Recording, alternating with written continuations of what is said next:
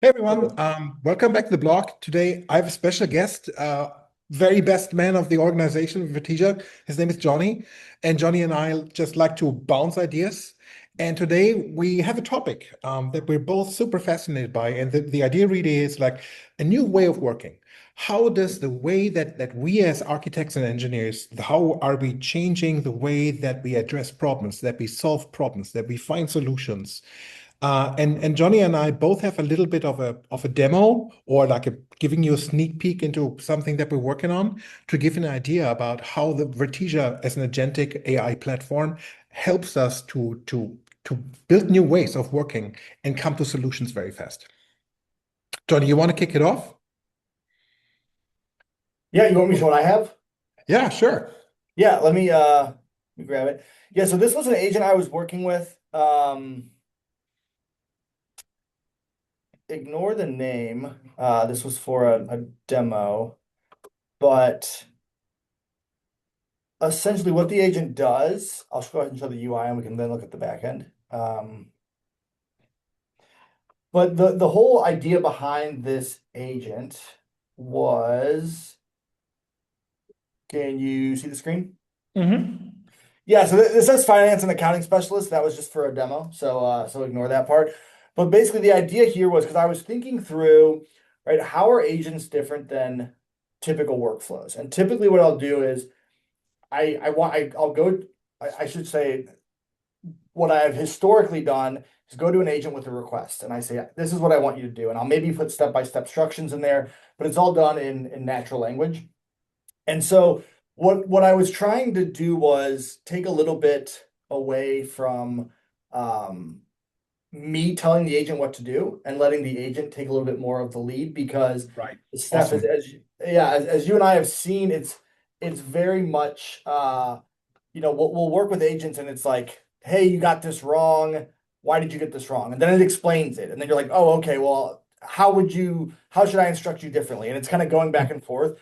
So I was Yep. trying to take some of that out of it by just letting the agent basically Yep. understand what's the end goal, right? And not really worrying about how it's going to get there. Right. The And then agent also figures giving out the it way to get there, right? exactly. And then giving it the expected output. So I mean for goal, I'll go ahead and run it. We'll just say understand a breakdown of the invoices in the actually let's make it more general. Let's just say, right, how the company Acme Core can save money based on the vendors they are paying. So again, this is a really, really broad goal. Expected output description. So you can actually give it a template I added in because Hmm. sometimes, if you prompt an agent the same way twice, right, it might come up with two different reports. So a way to control that is basically say, this is the box I need you to put this in. But I don't have that, so I'll just say, right, expected output description, a report visualizations. So you can make this as specific as you want, but once you go ahead and run it, and we know what happens once you run it, right? It's going to go to Right. work. It's going to Right. do all And the details. this is the Vertesia agent runner where we can see everything in detail, what's happening in the background. Yeah. Yeah. And so you'll see the tools here. That's really interesting. So these first two are, I think, the most interesting. Oops, let's go back up. Think and plan. And so think and Mhm. plan allow it to do what we're seeing right here, which is basically take the goal that I gave it and build its own plan and build its own process. And There it is. again, this is as opposed to me prompting the agent and just guessing on what the steps should be.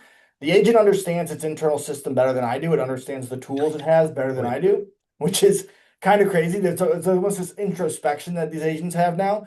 And so again, I basically gave it the goal and what I wanted as the output, Mhm. and it's going to go ahead and it's good. It's building the plan. And so I found this to be, I've done a couple tests, but I found this to be more effective than just writing a prompt and kind of trying to explain And Jonny, you're what. making a huge point here because this is what the Vertesia platform really is about, right? We are not there to prescribe hard-coded workflows. We can do this narratively in prompting exercises, but really the power of the Vertesia platform is an autonomous agent that infers a number of different ways to solve a problem, right? So you give it the Yep. output, as you say, and then the agent comes up with a plan. And Jonny, will it also revise the plan when it runs into a problem? Oh, absolutely. Yeah, that's one of the biggest things that people miss about I think agents is Traditional workflows, I mean, there's a couple different aspects, but traditional workflows, I was thinking about this a lot yesterday. We had a customer asking, right, how is an agent different than just doing this with a workflow builder? And so the answer is a couple different things, but an agent is going to build its plan dynamically. So based on plain language text, what you give it, the plan will change. And then what's really amazing is a predefined workflow, every decision point has to be thought about before you run the Yep. workflow. And if it hasn't been thought about and it runs into that, it will break. Since we have LLMs at the center as kind of a reasoning engine for these agents, the agents can see problems that we didn't think about as humans, read the error messages that they're getting, and then readapt the plan. And so that think and that plan tool that I touched on at the very beginning, that's what allows it to say, oh crap, I got an error message. Let me read this error message. Oh, it says it was a timeout issue, right? Let me either maybe I need to change something in the configuration and extend the time I'm waiting, or maybe Mhm. it's a timeout issue from a provider and we need to wait for that provider to come back online. I had a really Right. good example of an agent that was running and it started running into timeout issues and I was troubleshooting what was going on and this Mhm. happened for over an hour and then Yep. all of a sudden as I was troubleshooting it, I noticed the agent was working again. And so what had happened when I Yep. dug into it was one of the providers had some downtime, and that downtime was causing those errors. And as I was looking into that, the downtime, the provider came back online, and then the agent finished what it Oh, was doing. that's amazing because it's Yeah, the consistency, the resilience of the platform. It's in a normal LLM situation, you have a timeout, boom, everything is gone. You start from yeah, scratch. With Vertesia, we have all these temporal workflows running in the background, making sure persistently that you get your outputs, no matter how long it takes. I mean, there are certain parameters where we say like it's too long. Or another example, Johnny, that I had was like, hey, the, the API documentation, it was trying to understand how to build out something, right? Because nowadays you can just say like, hey, I have no idea about how to connect to the system. Agent, go figure it out. And it will try out different variations, creating Python code, for example, in order yeah. to work with an external system API. And it's gonna not give up on trying and rebuilding and restructuring and using different parameters and different inputs, outputs, and stuff until it finds the solution how to properly talk to this endpoint.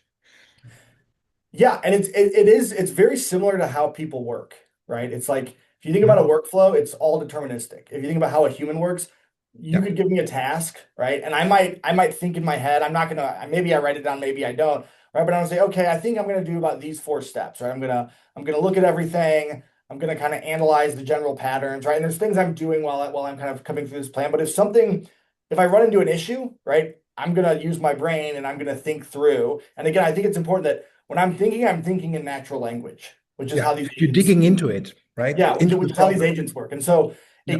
the way that they can generate natural language allows them to reason when they run into problems, very similar to how a human does. And Yeah. that's, I think, what kind of blows me away the most with these agents is just their ability to work through problems that you didn't foresee. And I think, And the agents are also analyzing their own mistakes. It's not just that they identify problems. They realize, oh, I made a mistake. And many of us have seen that already when you're using like a cursor or anti-gravity, when you read it, you vibe coding, the agent consistently we say like, ah, now I got the final solution. But in reality, of course, but this is a little bit different here, right? Because the reasoning engine that you talk about, how does it reflect upon errors it's making? yeah, so you can almost think of it as a loop. Um, and so the way it works is the agent will take your request, and there's an LLM that's kind of the brain. And it takes that request, and the first thing it does is, okay, let me break down this request into steps, right? And so if we go to the very top, if you remember what I asked, Yeah. um, So what's our output though? Yeah. yeah, so that was what I asked, right? And then it's using its thinking tool, okay? And again, this is one iteration. So it does this, and it does an iteration and it says, okay, this is what I think I need to do. And then it says, and then it loops again and it says, and this basically gets fed as input into the agent again. So it's basically Mhm. saying, here's what I've done to date, right? Here's the output of that first iteration. Let me do the next iteration. And then based on that, it says, okay, what tool do I need for this? Oh, it looks Yep. like I need the plan tool. Let me use the plan tool. So then this gets fed as input into that plan tool, and it just kind of goes in snowball effect. It's constantly cycling in on itself. It's creating like an internal feedback loop with an assessment Yep. Yep. And I tool in wonder if between. there's Yeah. an area, sometimes they run into error, sometimes not. But again, you can actually see like into this agent's thought process with this think Mhm. tool we have, right? Great discovery. It's always very optimistic, which I like. It's always, but it's a great discovery, right? Here's what I Yep. found. And then it brings out what it found. So you can actually see as you're going through this, what it's thinking. And this is really important with designing these agents. So a lot of times you think about this in terms of, oh, if something goes wrong, it's really important to be able to look back at the audit. Yeah. But it's just as important when you're testing it. And this kind of gets into like the self-designing systems. Let's say this agent, right, Yes. did something I didn't like. I can then prompt it and say, Improve yourself, huh? yeah, I'd like you to be more efficient.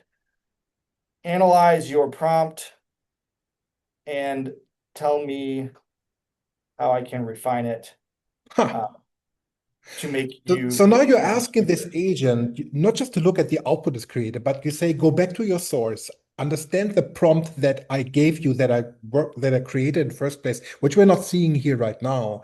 Yep. Understand it's like a Rubik, right? It's like understanding like this is how you were born. Tell me how can we shape you better? How can we improve Yeah. upon your basic first prompt, your briefing basically, in order to make these outputs better based on the output you just created. This is insane. Yeah. Yeah. And again, it's going to go through and it's looking at its internal state is what it's doing. Yeah, So it's literally being introspective into yeah, what it did. And again, I think the real power here is, and one of the real innovations that these LLMs have allowed is this is all done in plain language now, right? So hmm it's if you build a software process, there are ways to improve that process, but yeah, you have to read a bunch of code and do it. yeah. This, right? This is a dynamic process that you can improve by simply asking, basically improve yourself. Let's digest this a little bit, Johnny. So you're an engineer, right? So you can write code, and yes, you can use vibe coding to write code, but this is not what we're doing here. This is an abstraction level above the entire code, right? Yes. This is Johnny having an idea, or Johnny facing a problem. Johnny telling the agent, like, here's my problem. Please, please give me a first attempt of a solution. And then you're bouncing with the agent forth and back in order to find the best approach. And then you tell it, okay, now go back to the beginning and adjust yourself in order to reflect the outcomes. Yeah. And what gets really crazy that we're not actually showing here, but I'm doing this manually. You could have an agent spawn two agents with different prompts and then Yes. analyze which one was better and optimize it. So Yeah. this is We I call this think the council, right? yeah, so I think that I think I call it self-designing systems. I don't think I created that term. I've been reading about things like that, but it's Mhm. essentially systems that help design better systems. And if you think about, I'm working on a blog post with this as well, but if you think about, you know, going back in time, right? Technology has always led to more efficient technology. So like if you think about, right, the very first coders, like when they were building, like when Bill Gates was building Microsoft, right? That was very, very deep level coding. And then there was an abstraction layer on top of it that made it a little easier. And then an abstraction layer on top of that. And then, there were, Visual Studio Code, right? So IDEs now that make coding even easier and they're going to have Yes. syntax correction, right? And so technology leading to more advanced technology has always happened. But now with this has kind of been a jump that's like 10x, right?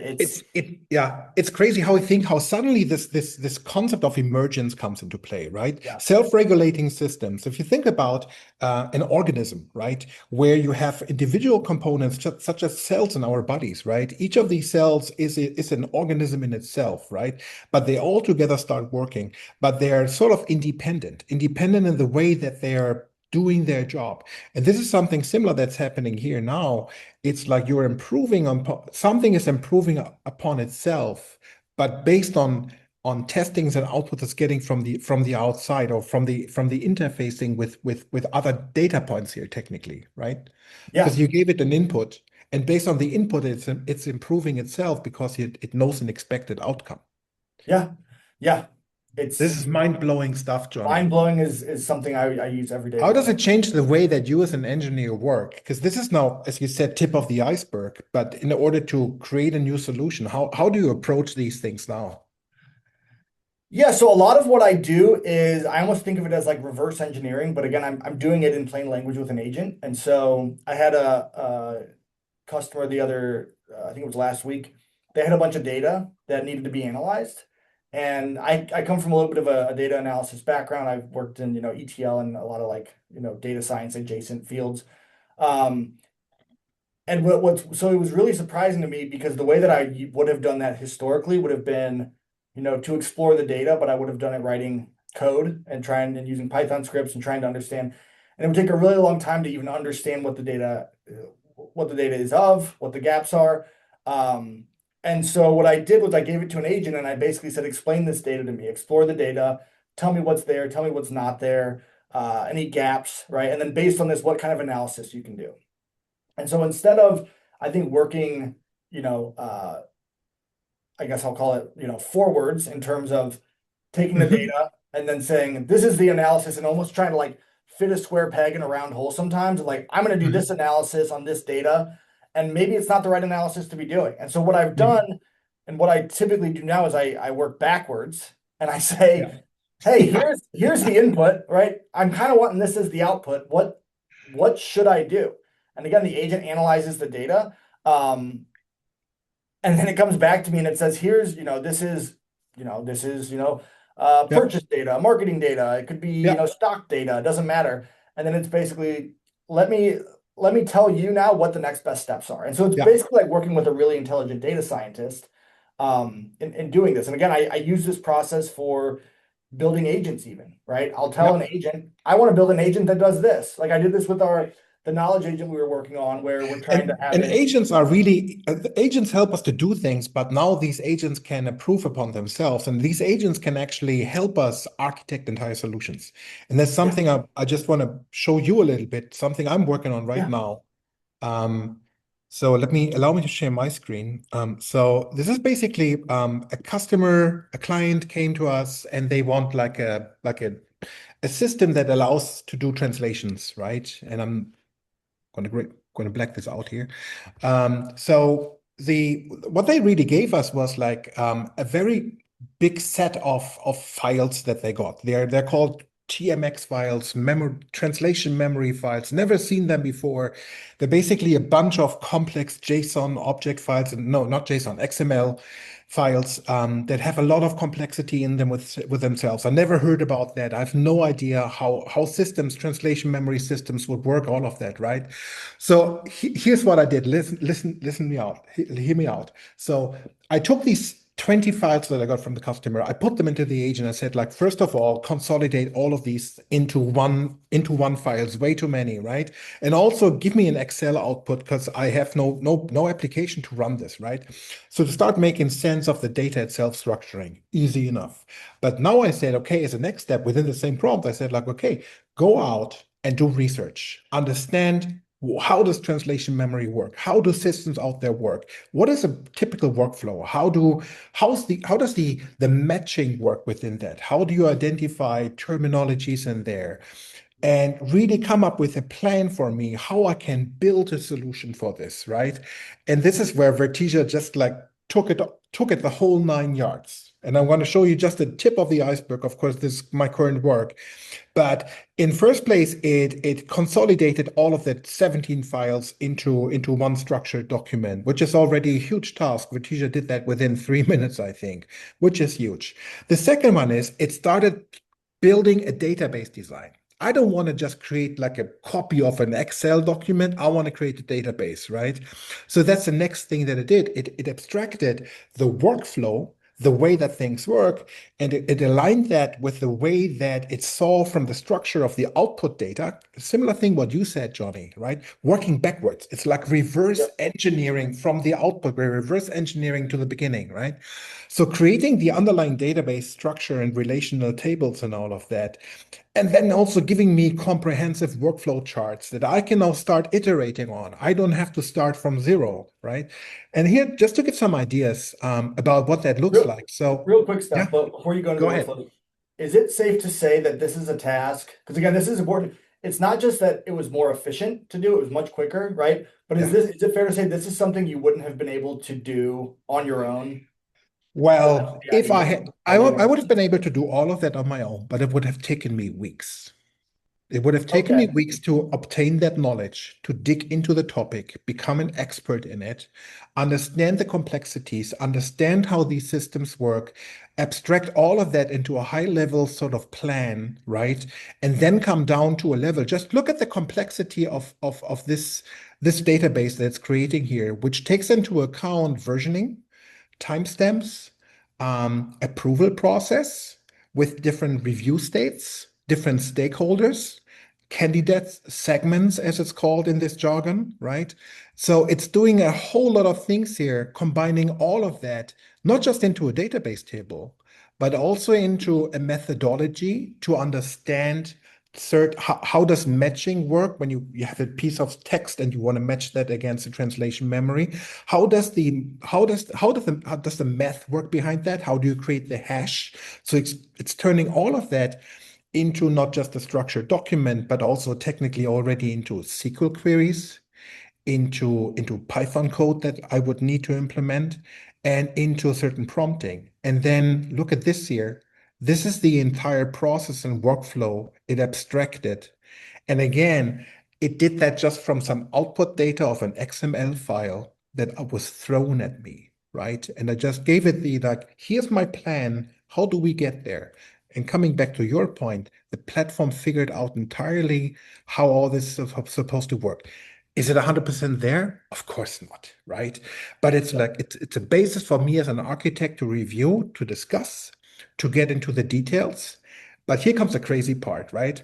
All of this, of course, is this a markdown representation of what you see here on screen, the database design table, right? This is a markdown version of that. I can now take all of this output here and I give it back to Vertesia, to the agent, and I say, okay, build it. And the crazy part is, and this is where Vertesia is just mind-blowing, we can go in here and we can create databases, right? So the agent, hold on, where do I have this? The agent can create, wait, do I have this here? Here. The agent can, nope, no, this is rules.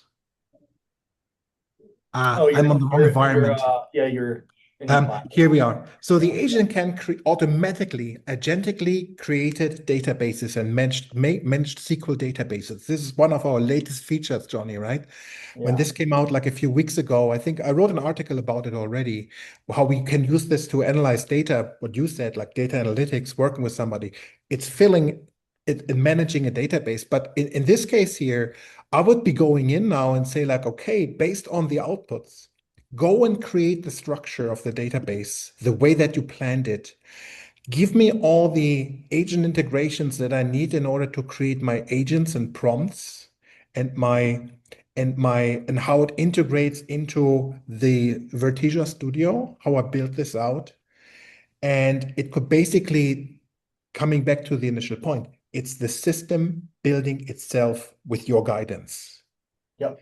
And this is just so crazy when you think about what that means in terms of how quickly do you get to a solution or to a point that you can vet a given scenario and say, like, okay, this is something we can realistically do.